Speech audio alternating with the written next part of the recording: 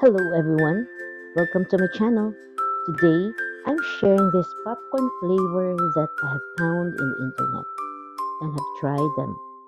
It's so addicting, perfect for this coming Christmas.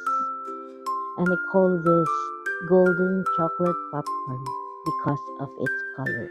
First is to heat the oil in a large pot over medium heat. Add a few pieces of corn, cover, and when it pops, open the lid just a bit to release the steam.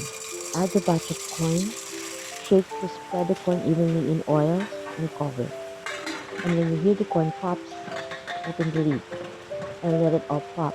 Then turn off the stove before it finishes popping all the corn.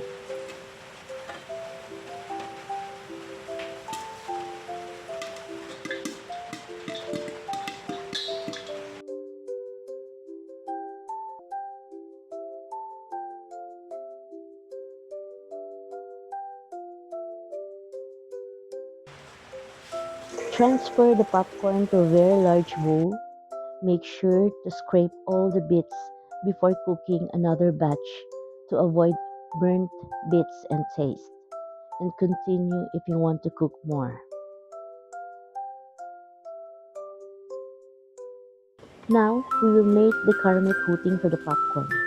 Melt the butter in a saucepan over medium heat. Add the brown sugar, corn syrup, and salt. Stir until just combined.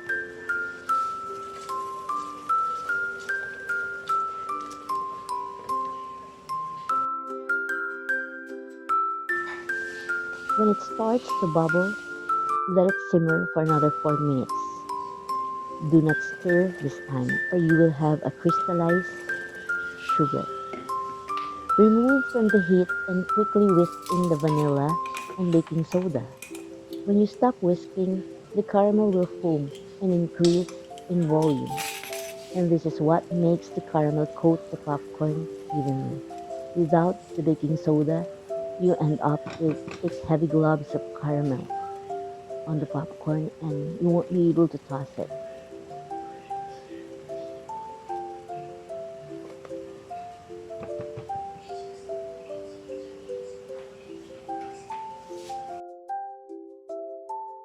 So quickly pour the foamy caramel over the popcorn and toss. Coat the popcorn as best as you can until the caramel cools and starts to harden. And lay the popcorn on lined baking tray and set aside.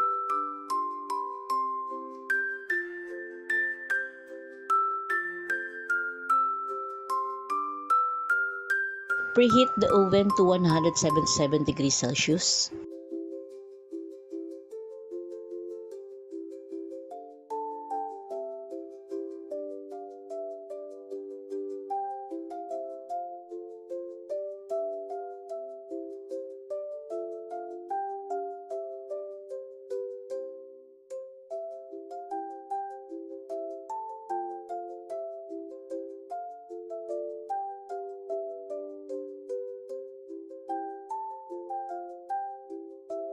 Meanwhile, let's prepare the toppings.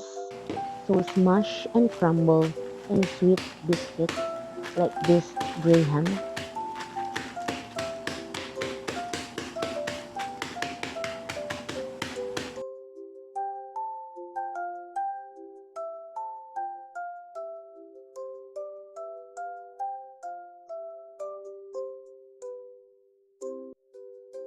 Bake first the popcorn.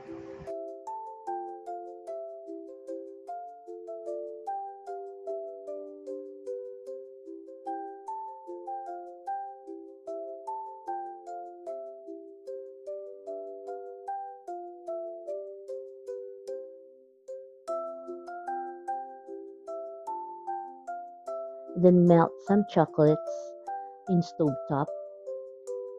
Stir until totally melted. I'm using dark chocolate and white chocolate here. So after melting, put each chocolate on Ziploc or piping bags and we're ready to drizzle them over the popcorns. So drizzle them generously and sprinkle with crumbled biscuits. You can cover them with crumbled biscuits if you want.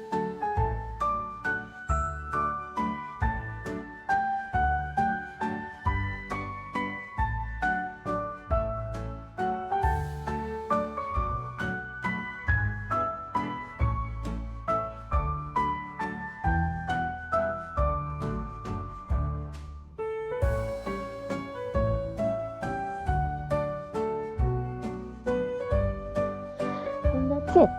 I can't wait for the chocolate to set. So I'm breaking them now into clumps. Put them in an airtight containers or jars to store or as a gift. This is perfect for gifting this coming Christmas. Also, you can put them on a table in a large bowl for gatherings. I'm sure everybody will eat, enjoy, and love this golden chocolate popcorn.